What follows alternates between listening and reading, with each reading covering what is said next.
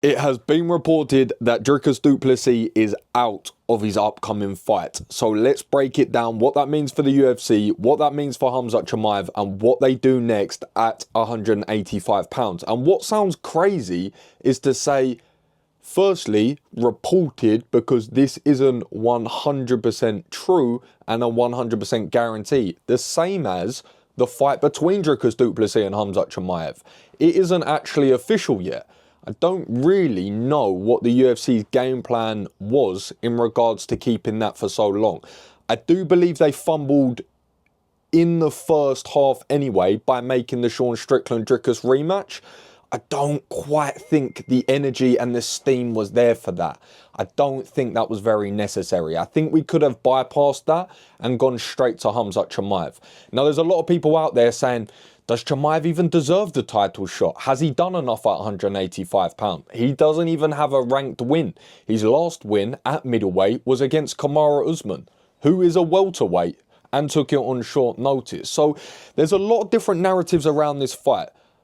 I believe he should fight for the title next, and there is one name which is cropped to the top of the list, and that is Caio Borralho, because this is a man who was asking for the title shot anyway, but was realistic that he needed one more. And he was quite happy to accept a fight between him and Nassourdine Imavov, which made a ton of sense. But it didn't make a ton of sense for Nassourdine Imavov, because he's just gone out there, got a fantastic win over arguably one of the greatest middleweights of all time in Israel Adesanya. He wants to fight for the belt. And I think there's a very good argument for that. Now, his only issue is he doesn't necessarily generate that much interest, despite the fact he's a very elite fighter. So now you've got a world in where Caio's saying he'll step in on short notice to face Khamzat Chimaev for an interim belt.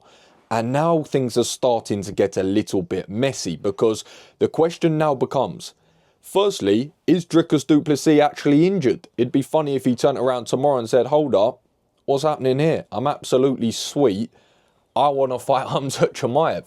But if he turns around and it is quite a lengthy injury, it makes all the sense in the world to make an interim belt. Now, I'm not typically a fan of that.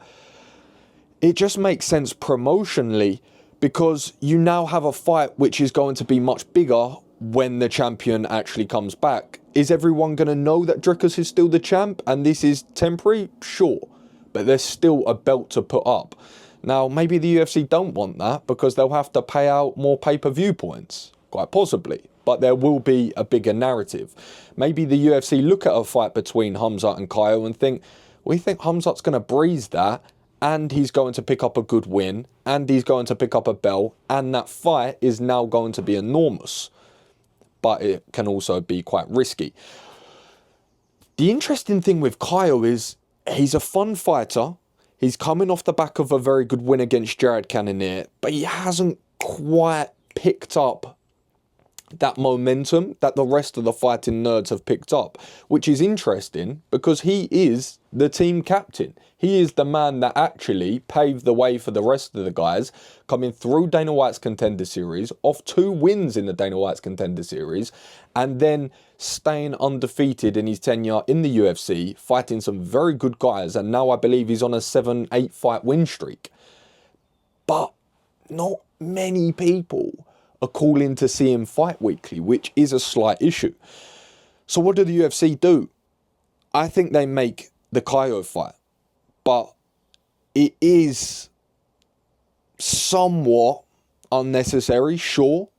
It just depends on timelines. But it does spice it up a little bit that Caio's gone online, called for it, been very vocal about it. But there's one thing. The narrative behind this fight is the reason why I believe the UFC may actually do this in the end. There is a little bit of animosity now. Not a crazy amount, but enough. Because Khamzat Chimaev goes on Twitter and posts a photo of the two training together where Chimaev is locking up a rear naked choke. And he has been pretty vocal about how he got on with Caio in the training room. And rightly so, if you're about to fight the man, or at least build in a fight. Because the two did train together, I believe it was in Vegas, and from Chimaev's reports, and from Caio's reports a couple of years ago, He's the hardest person he's ever trained with. Now, the obvious point to make is that is training. That is not indicative of a fight. But when it comes to the grappling, you can definitely get a good pulse on two fighters. Because when it's striking, of course, you can't go 100%. So sometimes you have to remove shots from your arsenal because you can't even use them in training. Maybe it's elbows, maybe it's calf kicks sometimes. You know, I've seen it in training rooms where, I'll be real and just say names, Nathaniel Wood will be in sparring rounds and the guys he's going against will have to say no calf kicks and no teeps. Just because it's too damaging. But when it comes to the grappling, that doesn't really happen. So you do get a good feel of what that would look like. But even then, no ground and pound, no elbows for the most part, or at least not at full force. So even that's not quite indicative. But if Khamzat Chimaev's going out there, just double-lecking Caio, getting to his back and choking him out every time, it would be fair to suggest that is a probable outcome in this fight. That is true. But Caio Borralho is a big bloke. I don't think people quite realise that. I didn't quite realise that until I saw him sized up against a couple of people in photos. He looks like he walks in the cage at a very, very comfortable 220. And he's an imposing figure. And what happens if maybe Caio doesn't stuff the takedown, but he does survive the choke? Chimaev gets to the back, isn't able to secure it, doesn't do a ton of damage, and Caio's back for the second, and maybe stuffs a shot or two now. And now he's getting Khamzat Chimaev to back up. Chimaev can strike, and he does have power. We haven't seen him at 185 pounds be challenged by someone that's very physically strong. Not in the gym, in the cage. When the 4-ounce gloves are on and the shots that you're taking to your chin, you can't take as many.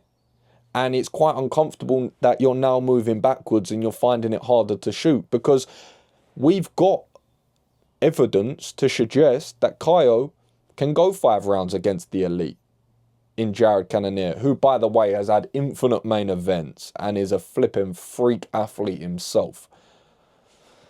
I would still favour Chimaev in that. Don't get it twisted. But I'm just bringing the other side to you so that you could understand that maybe it's not as one-sided as what the pictures on Instagram may suggest. Because an 8 fight brings a lot of confidence to the man that's been fighting in that weight class. Because that is still important. I know Chimaev's fought at middleweight. I watched him buzzsaw flipping, what's his name? GM3. Perfectly executed right hand. So he does have power. We've seen that. But we haven't seen him strike with the very best at middleweight. Simply a fact. So I think there's enough meat on that bone to sell. Maybe I wake up tomorrow, Dricus is absolutely fine, and this conversation is irrelevant. But let me know what you think in the comments. Let me know what you think they should do next. And as always, keep it casual.